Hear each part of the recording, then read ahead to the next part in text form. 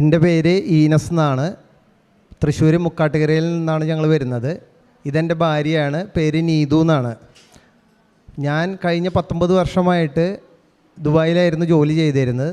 അങ്ങനെ 2022 ജൂൺ മാസം ഞാൻ നാട്ടിലേക്ക് അവധിക്ക് വന്ന സമയത്ത് തിരിച്ചു പോകാനായിട്ട് 2 ആഴ്ചയോളം ബാക്കിയുള്ള സമയത്ത് ഭാര്യയ്ക്ക് കലശമായ വയറുവേദന. ഒരു ദിവസം കാലത്ത് എണീറ്റ് വന്നു, നല്ല വയറുവേദന. അപ്പോൾ ഞങ്ങൾ തൊട്ടടുത്തുള്ള ഹോസ്പിറ്റലിൽ പോയപ്പോൾ അവർ വേദനയ്ക്കുള്ള ഒരു ഇഞ്ചക്ഷനും ഗ്യാസ് ആണോ എന്ന് സംശയിച്ച് ഗ്യാസിനുള്ള ഒരു ഇഞ്ചക്ഷനൊക്കെ കൊടുത്തു. പക്ഷെ ഒരു 1/4 മണിക്കൂർ കഴിഞ്ഞിട്ട് ഒരു വ്യത്യാസം വന്നില്ല, വേദന കൂടിക്കൊണ്ടിരിക്കുക തന്നെയാണ്. അങ്ങനെ അവർ പറഞ്ഞു ഒരു അൾട്രാസൗണ്ട് സ്കാൻ ചെയ്യണം കാഷ്വാലിറ്റിയിൽ വെച്ചിട്ട്. അങ്ങനെ ഞങ്ങൾ കാഷ്വാലിറ്റിയിൽ വെച്ചിട്ട് തന്നെ അവർ അൾട്രാസൗണ്ട് സ്കാൻ ചെയ്തു. അപ്പോൾ അവർ പറഞ്ഞു ഓവറിയിൽ ഫ്ലൂയിഡ് ഉണ്ട്, അപ്പോൾ ഇൻഫെക്ഷൻ ആയിട്ടുണ്ടോ എന്നൊരു സംശയമുണ്ട്, ഞങ്ങളൊരു കാര്യം ചെയ്യാം, നിങ്ങളെ ഗൈനക്കോളജി വിഭാഗത്തിലേക്ക് മാറ്റാൻ പോവുകയാണെന്ന് പറഞ്ഞു. അപ്പോൾ ഞാൻ പറഞ്ഞു ശരി. അപ്പോഴും ഞാൻ അത്ര ഒരു സീരിയസ്നെസ് അതിൽ കൊടുത്തിട്ടില്ല, അത് മാറും, ചെറിയൊരു അസുഖം എന്നുള്ള രീതിയിലായിരുന്നു. അത് കഴിഞ്ഞ് ഞങ്ങൾ ഗൈനക്കോളജിയിൽ വന്നു. അവിടുത്തെ മെയിൻ ഡോക്ടർ പരിശോധിച്ചു. അപ്പോൾ അവർ പറഞ്ഞു, ഇദ്ദേഹം പയ്യന് പറഞ്ഞു ഓവറിയിൽ ഫ്ലൂയിഡ് ഉണ്ട്, ചെറിയൊരു സിസ്റ്റമാതിരി കാണുന്നുണ്ട് അൾട്രാസൗണ്ട് സ്കാനിങ്ങിൽ, നമുക്ക് നാളെ തന്നെ ഓപ്പറേഷൻ ചെയ്യണം, അത് പെട്ടെന്ന് തന്നെ ഓപ്പറേറ്റ് ചെയ്ത് റിമൂവ് ചെയ്യണം എന്ന് പറഞ്ഞു. അപ്പോൾ ഞാൻ പറഞ്ഞു ഓക്കെ ശരി എന്ന് പറഞ്ഞു. ഇത് ഒരു ഉച്ചയ്ക്ക് ഒരു 11 മണി വരെ കഴിഞ്ഞിട്ടും വേദന നിൽക്കുന്നില്ല. അപ്പോൾ ഡോക്ടർ ഇത് പറഞ്ഞ് ഡോക്ടർ പോയി. അത് കഴിഞ്ഞ് രാത്രി ഒരു 7 മണിയായപ്പോഴും വേദന ഉള്ളേക്കാളും ഇരട്ടിയെന്നോണം കൂടിക്കൊണ്ടിരിക്കുകയാണ്. അപ്പോൾ ഡോക്ടർ പിന്നെ രണ്ടാമത്തെ വന്നിട്ട് പറഞ്ഞു നമുക്കൊരു CT സ്കാൻ ചെയ്യണം, കുറച്ചും കൂടി ക്ലിയർ ആവണം, വേറെ എന്തെങ്കിലും പ്രശ്നങ്ങളുണ്ടോ എന്നും കൂടി നമുക്ക് നോക്കേണ്ടതായിട്ടുണ്ട് എന്ന് പറഞ്ഞു. അപ്പോൾ ഞാൻ പറഞ്ഞു ശരി ചെയ്യാം, CT സ്കാൻ ചെയ്യാമെന്ന് പറഞ്ഞു. അങ്ങനെ രാത്രി 10 മണിയോട് കൂടിയിട്ട് CT സ്കാൻ ചെയ്തു. അതിൻ്റെ റിസൾട്ട് പിറ്റേ ദിവസം കാലത്ത് കിട്ടി ഡോക്ടർ എന്നെ വിളിപ്പിച്ചു. ഡോക്ടർ പറഞ്ഞു ഫ്ലൂയിഡ് നിറഞ്ഞിട്ടുണ്ട്, അമരി നല്ലൊരു ഗ്രോത്ത്, സിസ്റ്റ് എന്ന് പറയുന്നത് ഓൾമോസ്റ്റ് വലിയൊരു ഗ്രോത്തായിട്ട് തന്നെ ഉണ്ട്, ഓവറിയുടെ അത്രയും ഗ്രോത്താണ്. ഇതെന്താണ്, ഇതിന് മുന്നേ ഇതിൻ്റെ ലക്ഷണങ്ങളൊന്നും ഉണ്ടായിരുന്നില്ല, എന്തെങ്കിലും ഛർദിയോ അങ്ങനെയുള്ള. അപ്പോൾ ഞങ്ങൾ പറഞ്ഞു ഇല്ല, ഒന്നും ഉണ്ടായിരുന്നില്ല, അങ്ങനെ വലിയ പ്രശ്നങ്ങളൊന്നും അങ്ങനെ ഉണ്ടായിരുന്നില്ല എന്നും പറഞ്ഞു. അങ്ങനെ പറഞ്ഞു നമുക്ക് ഓപ്പറേഷൻ വേണ്ട, നമുക്കൊരു ഓൺകോളജിസ്റ്റിൻ്റെ ഒരു കൺസൾട്ടേഷൻ വേണമെന്ന് പറഞ്ഞു. അപ്പോൾ ഞാൻ തന്നെ അതിശയിച്ചു പോയി, എന്തിനാ ഓൺകോളജി? അപ്പോൾ പറഞ്ഞു ഇല്ല, ഇത് നമുക്കൊരു സെക്യൂരിറ്റി ഒരു ഇതിന് വേണ്ടിയിട്ടാണ്, ഉറപ്പിക്കാൻ വേണ്ടിയിട്ടാണ്, കുഴപ്പങ്ങളൊന്നും ഉണ്ടാവില്ല എന്നും പറഞ്ഞ് ഡോക്ടർ അങ്ങനെ ഓൺകോളജിസ്റ്റിനെ വരുത്തിച്ചു. അപ്പോൾ ഓൺകോളജിസ്റ്റ് കുറച്ച് ടെസ്റ്റുകളും കാര്യങ്ങളൊക്കെ പറഞ്ഞു. പിന്നെ ഈ ഫ്ലൂയിഡ് ചെക്ക് ചെയ്യാനായിട്ട് ബയോപ്സിക്ക് എടുത്തു. അങ്ങനെ ബയോപ്സിക്ക് എടുത്തിട്ട് 2 ദിവസം വരെ വെയിറ്റ് ചെയ്യേണ്ടി വന്നു അതിൻ്റെ റിസൾട്ട് കിട്ടാനായിട്ട്. റിസൾട്ട് കിട്ടിയപ്പോൾ അത് ക്യാൻസറാന്ന് പറഞ്ഞു. അപ്പോൾ അതും 4th സ്റ്റേജ്, ഇനി ഒരു രക്ഷയില്ല എന്ന് പറഞ്ഞ ഒരു 4th സ്റ്റേജ് ക്യാൻസറാണ്. അപ്പോൾ ഡോക്ടർ പറഞ്ഞു നമുക്ക് കൂടുതലൊരു ചെക്കപ്പിലേക്ക് പോകണം, ഇത് എവിടേക്കെങ്കിലും അഡീഷണലായിട്ട് സ്പ്രെഡിങ് ഉണ്ടോ എന്ന് കൂടി ഞങ്ങൾക്ക് അറിയണം എന്ന് പറഞ്ഞു. അപ്പോൾ ഞാൻ പറഞ്ഞു ശരി. അപ്പോൾ കോൺട്രാസ്റ്റ് CT എന്ന് പറയുന്നൊരു കമ്പനി ക്യാൻസറിൻ്റെ കാര്യങ്ങൾ പടർന്നത് എവിടെ വരെ ഉണ്ടെന്ന് കണ്ടുപിടി. അപ്പോൾ ആ കോൺട്രാസ്റ്റ് CT ചെയ്തപ്പോൾ വൻകുടലിലേക്ക് ഇത് വ്യാപിച്ചു, പിന്നെ അതുമാതിരി പെരിട്ടോണിയത്തിലേക്കൊക്കെ വ്യാപിച്ചിട്ടുണ്ട്. അപ്പോൾ ഓൺകോളജിസ്റ്റ് ആയിട്ടുള്ള ഡോക്ടർ പറഞ്ഞു ഇനി പ്രത്യേകിച്ച് കാര്യങ്ങളൊന്നും ചെയ്യാനില്ല, കാരണം ഇത് 4th സ്റ്റേജാണ്, ഓപ്പറേറ്റ് ചെയ്ത് റിമൂവ് ചെയ്യുക എന്ന് പറഞ്ഞു കഴിഞ്ഞാൽ എളുപ്പമുള്ള കാര്യമല്ല, നമുക്ക് കീമോയും ഇമ്മ്യൂണോതെറാപ്പിയും ചെയ്യാം, അത് ചെയ്യുക, പിന്നെ ഒരു 6-7 മാസം അത് ചെയ്ത് കഴിഞ്ഞിട്ട് പിന്നെ ഓട്ടോമാറ്റിക് ഒരു 6-7 മാസം ചെയ്ത് കഴിഞ്ഞ് പിന്നെ ചെയ്യാൻ പറ്റാത്തൊരവസ്ഥയാവും. അത് കഴിയുമ്പോൾ കുറച്ച് റെസ്റ്റ് എടുക്കുക, വീണ്ടും ചെയ്യുക, അങ്ങനെ ഈ ലൈഫ് സ്പാൻ കുറച്ച് നീട്ടിക്കൊണ്ടുപോവുക, ഇതാ നമ്മുടെ മുന്നിലുള്ളൂ, വേറെ മാർഗങ്ങളൊന്നും ഇല്ല എന്ന് പറഞ്ഞു. അപ്പോൾ ഞാനും ആകെ തകർന്നു പോയി, അവളും എന്തോ പറയുക വല്ലാത്തൊരു ബുദ്ധിമുട്ടിലേക്ക് ആയി അത്.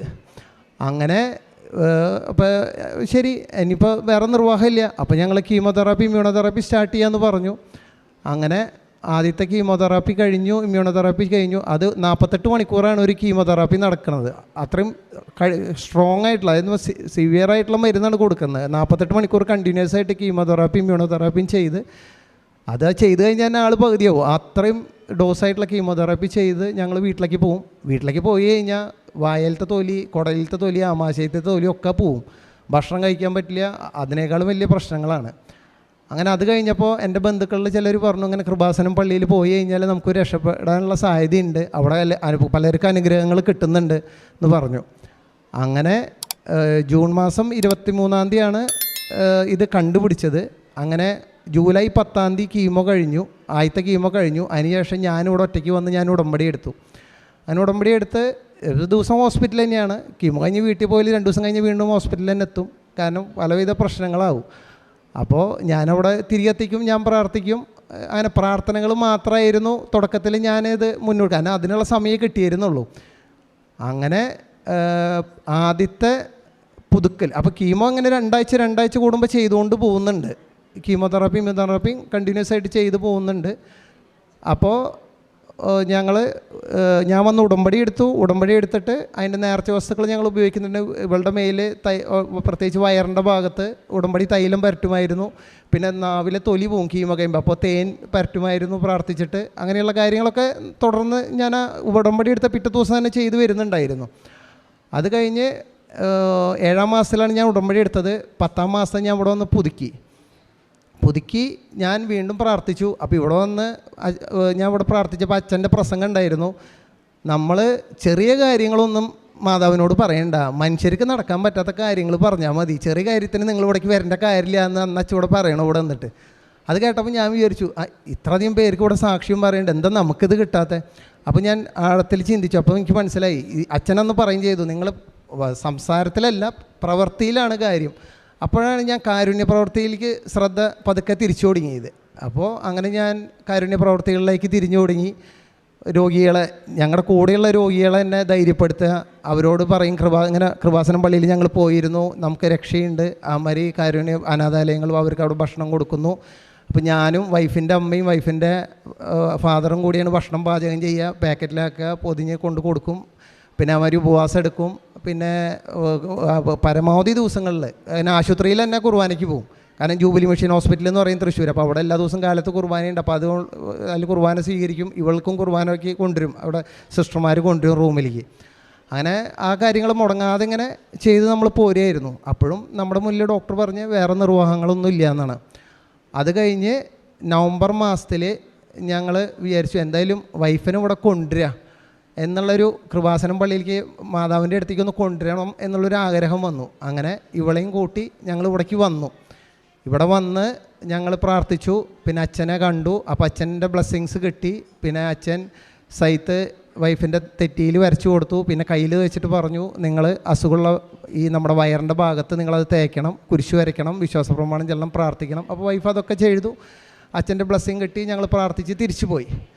അങ്ങനെ ഇത് നവംബറിലാണ് നടക്കുന്നത്. അങ്ങനെ നവംബറിൽ അപ്പോൾ കീമോ ഇങ്ങനെ 14 ദിവസം കൂടുമ്പോൾ ഇതിങ്ങനെ കണ്ടിന്യൂ ചെയ്യുന്നുണ്ട്. അപ്പോൾ ഇവൾക്കാന്ന് വെച്ച് കഴിഞ്ഞാൽ കൈയിൻ്റെ അടിയൊക്കെ പൊള്ളി, കാലിൻ്റെ അടിയിൽ പൊള്ളി. കീമോ കഴിഞ്ഞ് കഴിഞ്ഞാൽ നിലത്തേക്ക് ഒരു അടി ഇറക്കാൻ പറ്റില്ല, കംപ്ലീറ്റ് നീല കളറാണ് പൊള്ളിയിട്ട്, ചുട്ട് നീറ്റാന്ന് വെച്ചാൽ സഹിക്കില്ല. അങ്ങനെ ഡിസംബർ അവസാനം ഡോക്ടർ പറഞ്ഞു നമുക്കൊന്ന് സ്കാൻ ചെയ്ത് നോക്കാം എന്താ അവസ്ഥയായി ഉണ്ടെന്ന് നോക്കാം. അപ്പോൾ അതിൻ്റെ ഇടയിൽ ഈ 4 കീമോ കഴിയണതിൻ്റെ കൂടെ ഞങ്ങൾ സ്കാനിങ് ചെയ്തുകൊണ്ടിരിക്കുന്നുണ്ട്. പക്ഷെ അതിലൊന്നും ഒരു റിഫ്ലക്ഷൻ ഉണ്ടായിരുന്നില്ല. പക്ഷേ നവംബറിൽ ഞങ്ങൾ ഇവിടെ വന്നു, ഇവിടെ അച്ഛനോട് ബ്ലെസ്സിങ് നടത്തി പ്രാർത്ഥിച്ച് തിരിച്ചു പോയി. ഡിസംബർ 31-ാം തീയതി കഴിഞ്ഞപ്പോൾ ഡോക്ടർ കണ്ടപ്പോൾ നമുക്കൊന്ന് സ്കാനിങ് ചെയ്ത് നോക്കാം, അടുത്ത സ്കാനിങ്ങിന് സമയമായിട്ടുണ്ട്. അപ്പോൾ 4 കീമോ കഴിയുമ്പോൾ സ്കാനിങ് ഉണ്ട്. അങ്ങനെ 4 കീമോ കഴിഞ്ഞ് അടുത്ത സൈക്കിൾ കഴിഞ്ഞപ്പോൾ സ്കാനിങ് ചെയ്തപ്പോൾ ഡോക്ടർ പറഞ്ഞു ഭയങ്കര വ്യത്യാസമുണ്ട്, നമുക്ക് ഓപ്പറേഷനുള്ളൊരു സാധ്യത തെളിഞ്ഞിട്ടുണ്ടെന്ന് പറഞ്ഞു. അപ്പം എനിക്ക് മനസ്സിലായി ഇത് സംഗതി ക്ലിക്കായി, ഇത് നമ്മൾ രക്ഷപ്പെടാനുള്ളൊരു മുന്നോടിയാണെന്നുള്ള കാര്യം അപ്പം എനിക്ക് മനസ്സിലായി. പിന്നെ നമ്മുടെ പ്രാർത്ഥനയും കാരുണ്യ പ്രവർത്തികളെല്ലാം സകല ശക്തി എടുത്തിട്ട് നമ്മൾ മുന്നോട്ട് പിടിച്ചു. അങ്ങനെ നമ്മൾ ഓപ്പറേഷൻ നടത്തി. മാർച്ച് 20-ാം തീയതി ആയിരുന്നു ഓപ്പറേഷൻ കഴിഞ്ഞിട്ട് കുറച്ച് കോംപ്ലിക്കേഷനൊക്കെ ഉണ്ടായിരുന്നു. അപ്പോഴും നമ്മൾക്ക് എന്താ മാതാവ് രക്ഷിക്കും എന്നുള്ളൊരു വിശ്വാസം അവളിലും ഉണ്ടായിരുന്നു, എന്നിലുണ്ടായിരുന്നു, വീട്ടുകാരിലെല്ലാവരിലും ഉണ്ടായിരുന്നു. അങ്ങനെ ഓപ്പറേഷൻ കഴിഞ്ഞു. വീണ്ടും 4 കീമോയും ചെയ്തു. അത് കഴിഞ്ഞ് ജൂൺ മാസം 30-ാം തീയതി ഞങ്ങൾ പെറ്റ് സ്കാൻ എടുത്തപ്പോൾ അതിൽ കംപ്ലീറ്റ് നോർമൽ, ഒരു കുഴപ്പമില്ല എന്ന് പറഞ്ഞു. അതിനുശേഷം മാർക്കിംഗ് ടെസ്റ്റ് എടുത്തു, ബ്ലഡിൽ യാതൊരു കുഴപ്പമില്ല എന്ന് പറഞ്ഞു. അപ്പോൾ ഞാനിങ്ങനെ ഉടമ്പടി ഇവിടെ വന്ന് പറയണം എന്നുള്ളൊരു ചിന്ത വന്നു. പക്ഷേ എനിക്ക് പറയാൻ പറ്റണില്ല, പല കാര്യങ്ങളിൽ തടസ്സങ്ങൾ എനിക്ക് പറ്റുന്നില്ല. അത് കഴിഞ്ഞ് സെപ്റ്റംബർ മാസം 30-ാം തീയതി വീണ്ടും പെറ്റ് സ്കാൻ എടുത്തു. അതിലും യാതൊരു കുഴപ്പമില്ല. 3 മാസം കഴിഞ്ഞിട്ട് വീണ്ടും എടുക്കണം, അതിലും യാതൊരു കുഴപ്പമില്ല.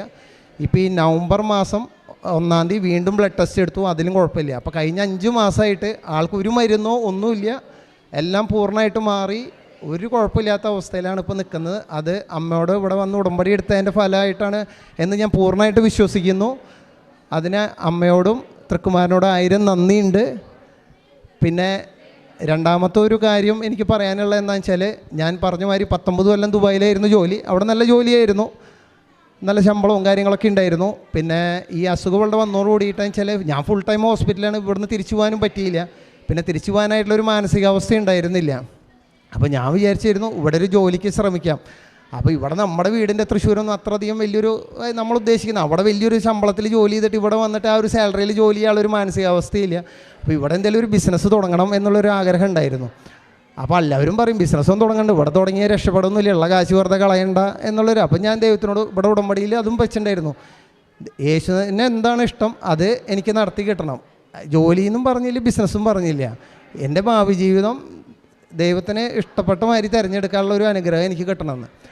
അപ്പം അങ്ങനെ ആ സമയത്ത് ഇങ്ങനെ ഇരിക്കണ സമയത്ത് ഞാനൊരു യൂറോപ്യൻ കമ്പനിയോട് തൃശ്ശൂർ ഒരു ഓഫീസ് തുടങ്ങിയിരുന്നു. അപ്പോൾ അവിടെ ഒരു അക്കൗണ്ട്സ് മാനേജറുടെ പോസ്റ്റ് വേക്കൻസി ഉണ്ടെന്ന് പറഞ്ഞു. അപ്പോൾ ഞാൻ അവിടേക്ക് അപ്ലിക്കേഷൻ അയച്ചു. അപ്പോൾ അവരെൻ്റെ അടുത്ത് ഒരു ശമ്പളമൊക്കെ പറഞ്ഞു. അപ്പോൾ ഞാൻ പറഞ്ഞു എനിക്ക് അതിൽ താല്പര്യമില്ല. അപ്പോൾ എൻ്റെ മനസ്സിൽ ബിസിനസ് എന്നുള്ളൊരു ഉദ്ദേശം കൂടി ഉണ്ട്. അപ്പോൾ ഞാൻ പറഞ്ഞു ഈ ഒരു ശമ്പളത്തിൽ എനിക്ക് താല്പര്യമില്ല എന്ന് പറഞ്ഞു. അങ്ങനെ അവരവിടെ വേറൊരാളെ വെക്കുകയും ചെയ്തു.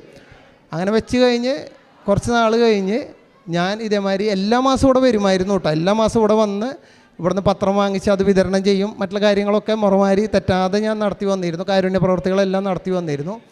അങ്ങനെ ഒരു ദിവസം ഒരു മാസത്തിലെ കൃപാസനത്തിലേക്ക് ഇങ്ങോട്ട് വരുന്ന സമയത്ത് ഞാൻ ട്രെയിനിൽ എറണാകുളം കഴിഞ്ഞ് ചേർത്തല എത്തണ സമയത്ത് എനിക്കൊരു ഫോൺ കോള്. ഈ യൂറോപ്യൻ ഓഫീസിൻ്റെ ഇന്ത്യൻ ഓഫീസുണ്ട്, ഇവിടുത്തെ ജനറൽ മാനേജർ എന്നെ വിളിച്ചിട്ട് പറഞ്ഞു നിങ്ങൾക്കൊരു ഇമെയിൽ യൂറോപ്പ് ഓഫീസിൽ നിന്ന് അയച്ചിട്ടുണ്ട്, അതിനൊന്നും മറുപടി അയക്കണം എന്ന് പറഞ്ഞു. അപ്പോൾ ഞാൻ പറഞ്ഞു ഞാൻ ട്രെയിനിലാണ്, ഞാൻ നോക്കട്ടെ, നോക്കിയിട്ട് അയക്കാമെന്നും പറഞ്ഞു.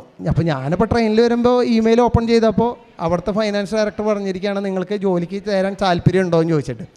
അപ്പോൾ ഞാൻ വെറുതെ ഓക്കെ ഞാൻ ഉദ്ദേശിച്ച സാലറി കിട്ടുകയാണെങ്കിൽ ചെയ്യാമെന്നും പറഞ്ഞു. അങ്ങനെ ഇവിടെ പള്ളിയിലേക്ക് എത്തി. ഞാൻ ഇപ്പോൾ ഇവിടെ ഒന്ന് പ്രാർത്ഥിച്ചു, മാതാവേ ഇങ്ങനെ ഒരു സംഭവം നിൽക്കുന്നുണ്ട്, അപ്പോൾ ഞാൻ ഉദ്ദേശിക്കുന്ന സാലറി അവർ തരില്ല എന്ന് തന്നെ ഇപ്പോഴും അവർ സംസാരത്തിൽ നിൽക്കുന്നത്. അപ്പോൾ ഞാൻ പറഞ്ഞു ഈ ഒരു സാലറി കിട്ടണമെന്നുണ്ട്, എൻ്റെ മനസ്സിലുണ്ട്, മാതാവ് അത് യേശുനാഥനെ ഇഷ്ടപ്പെടുകയാണെങ്കിൽ മാത്രം അതെനിക്ക് നടത്തി തരണം. അത് നടത്തി തന്നു കഴിഞ്ഞാൽ അതിൽ നിന്നൊരു വിഹിതം ഞാൻ കാരുണ്യ പ്രവർത്തിക്കായിട്ട് മാറ്റി വയ്ക്കാമെന്നും കൂടി മനസ്സിലന്ന് ഇവിടെ പ്രാർത്ഥിച്ചിരുന്നു. അത് കഴിഞ്ഞ് ഇവിടുന്ന് പുറത്തേക്ക് ഇറങ്ങി ഞാൻ ഇങ്ങനെ എന്താ ഇനിയിപ്പോൾ എന്നിങ്ങനെ ആലോചിച്ചിങ്ങനെ ഇരിക്കുകയായിരുന്നു. ആ സമയത്ത് എനിക്ക് വീണ്ടും കോൾ വരുന്നു യൂറോപ്പിൽ നിന്ന് നേരിട്ടിട്ട്, നിങ്ങൾ പറയുന്ന ശമ്പളത്തിൽ ഞങ്ങൾ ഇവിടെ അപ്പോയിൻറ്റ് ചെയ്തിരിക്കുന്നു, നിങ്ങൾക്കൊരു മണിക്കൂറിനുള്ളിൽ അപ്പോയിൻമെൻറ്റ് ലെറ്റർ വരുന്നു പറഞ്ഞു വരും. ഞാൻ തിരിച്ച് എറണാകുളം കഴിഞ്ഞ് അങ്കമാലി എത്താറായപ്പോഴേക്കും എൻ്റെ ഇമെയിലിലേക്ക് അപ്പോയിൻമെൻറ്റ് ലെറ്റർ വന്നു. ഞാനിപ്പോൾ അവിടെ ജോയിൻ ചെയ്തു. ഞാൻ ഉദ്ദേശിക്കുന്നതിനേക്കാളും വലിയ ശമ്പളത്തിൽ എനിക്ക് അവിടെ ജോലി കിട്ടി. അത് ഈ ഉടമ്പടിയിലൂടെയാണെന്ന് ഞാൻ പൂർണ്ണമായിട്ട് വിശ്വസിക്കുന്നു.